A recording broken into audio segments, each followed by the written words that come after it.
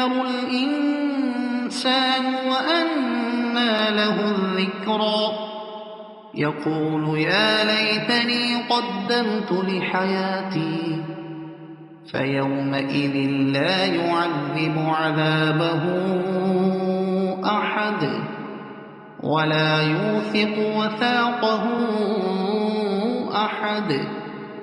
يا أيتها النفس المطمئنة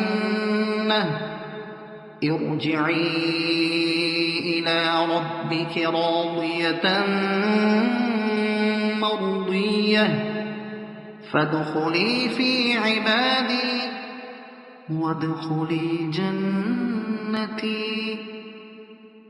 صدق الله العظيم.